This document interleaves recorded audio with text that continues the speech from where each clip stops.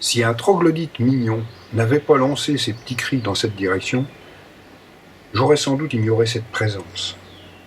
Le mimétisme du hibou est remarquable. Fin juin, en après-midi, à cet endroit, la surprise est totale. Comme à mon habitude, dans un premier temps, je m'accroupis en évitant les gestes brusques. Puis, après quelque temps, je parle à l'animal, calmement, dans l'espoir de le rassurer. Ça fonctionne souvent. Effectivement, le jeune hibou apparaît moins inquiet.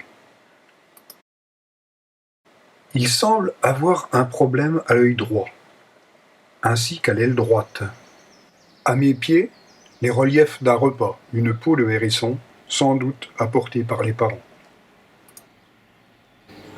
Je ne sais trop quelle attitude adopter. Après plusieurs minutes d'observation, je décide de quitter les lieux, me promettant de revenir au crépuscule, suffisamment loin pour ne pas déranger, et découvrir une présence parentale.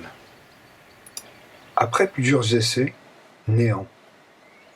Même pas un chointement du jeune. Aurais-je sous-estimé la gravité de ses blessures? Je laisse passer une bonne semaine et me décide à retourner sur les lieux de la découverte tôt le matin. Je parviens à le détecter à nouveau grâce au faible chointement qu'il émet. Ça me rassure.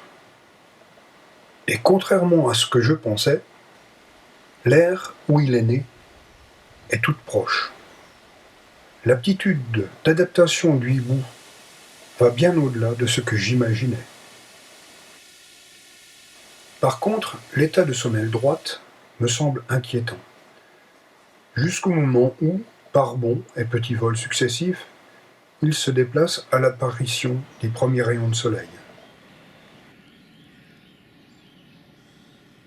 Je suis alors convaincu d'avoir pris la bonne décision, en ne l'emmenant pas au centre de réadaptation des oiseaux, notant que, cerise sur le gâteau, il vient se blottir au pied d'un rocher, à 6 ou 7 mètres de moi. Je m'inquiète d'ailleurs de sa santé. Comment ça va, le beau? Comment tu vas?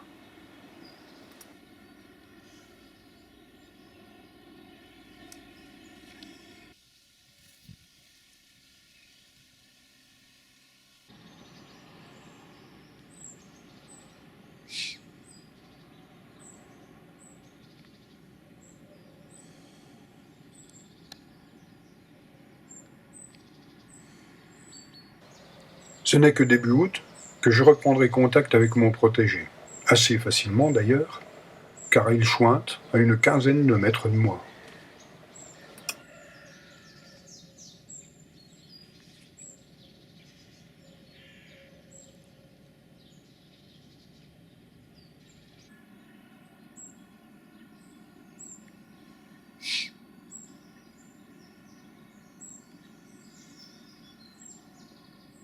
Sans être totalement rassuré, je pense qu'il survivra. Impression renforcée quand du haut d'un rocher surplombant l'endroit, je peux l'observer perché en pleine journée sur un arbre cassé. Il vole. 12 août à l'aube. Houspillé par un couple de corneilles, il décolle et vole. Certes gauchement, mais il vole, comme tous les jeunes. L'atterrissage se fait correctement dans un petit pré voisin. Il tourne la tête dans tous les sens, découvrant un autre univers. À cet instant, il est sans doute apeuré. Les corneilles continuent de tourner et crier.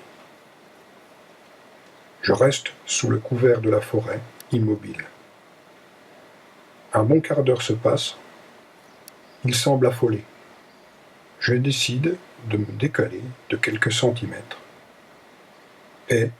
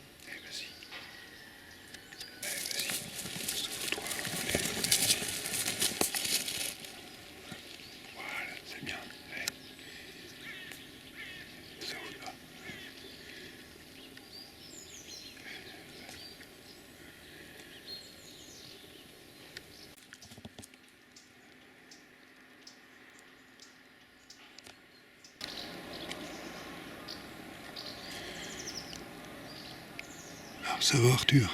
Qu'est-ce que tu dis? Tu tiens toujours ton aile bizarrement, dis donc. Hein?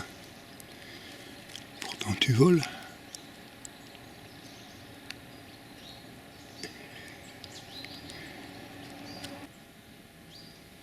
T'as été blessé? Hein?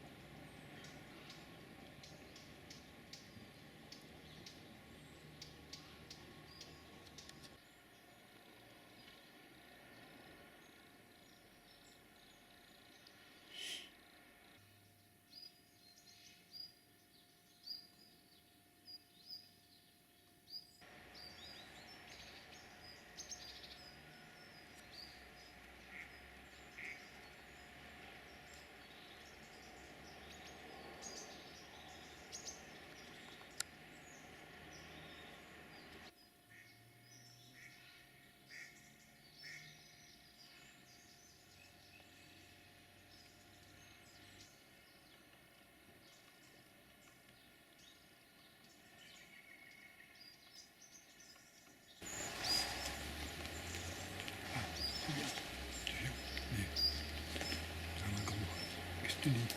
Tu dors, Arthur? Alors, Arthur, qu'est-ce que tu dis? Ça n'a pas l'air de t'affoler. Dis.